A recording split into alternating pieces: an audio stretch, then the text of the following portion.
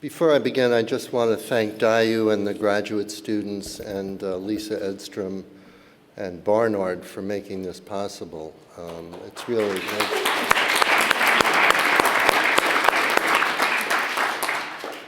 we owe them great appreciation. So my role today is to talk about the Professional Staff Congress, the PSC's role in creating a resolution which has rejected CAPE in its current form and has rejected edTPA. The Professional Staff Congress is CUNY's union, as many of you know. But before I get to that, Dayu indulged me and said I could make some more general comments. So I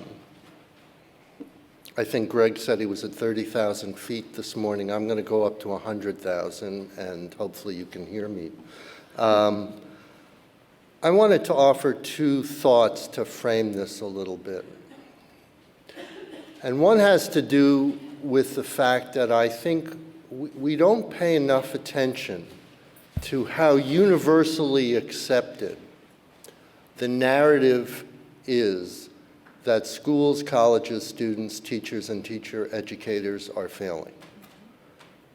That is pretty much now universally accepted.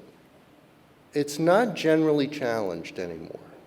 It used to be challenged all the time by Gerald Bracey, who would write about, how the TIM scores and the NAEP scores were really not accurate representations. It was challenged by Richard Rothstein, David Berliner, Susan Ohanian. It's not really challenged much anymore. We accept it. And it's premised on this idea that our students don't do as well on international tests. That's one accepted phenomenon. Everyone talks about that. The second is the test score gap. Everyone accepts that and wants to close that gap.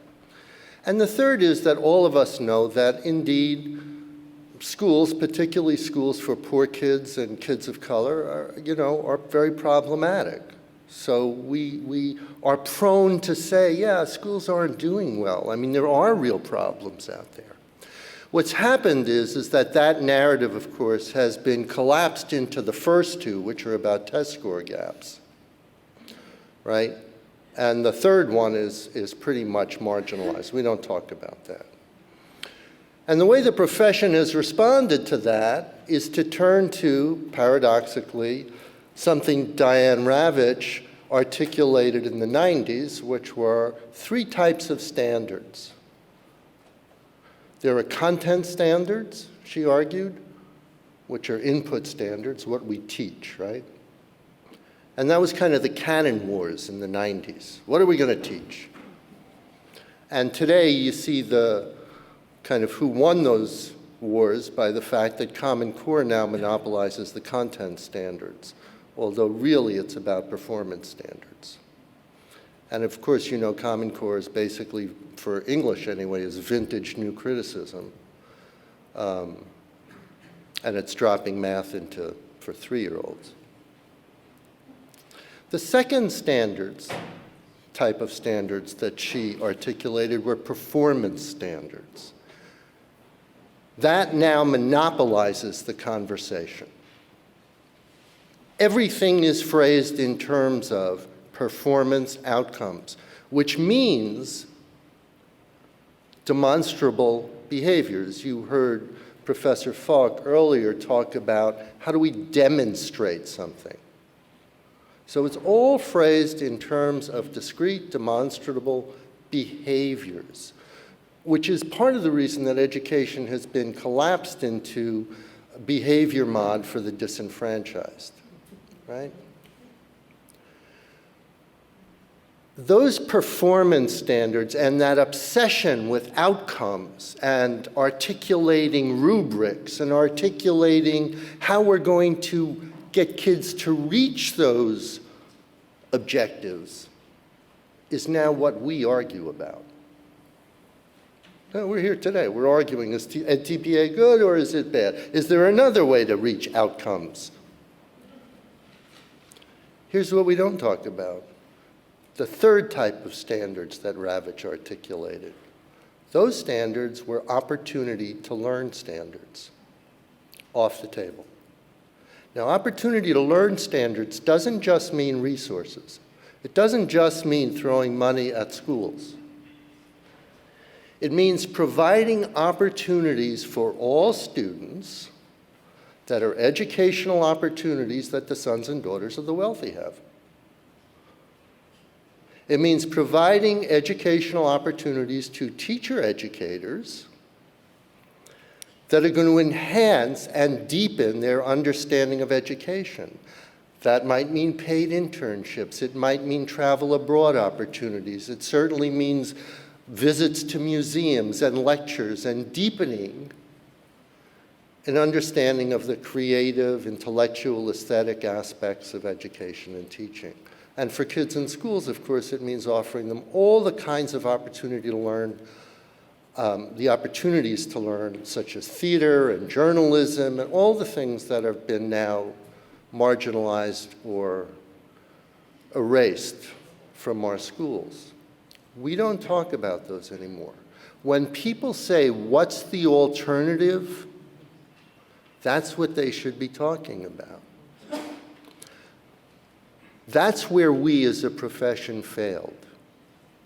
When we were accused, starting in the 80s, of failing, we failed as teachers, the schools failed, the ed teachers failed, we didn't stand up and say, who are you to tell us that? On what basis do you say that? We did not challenge it.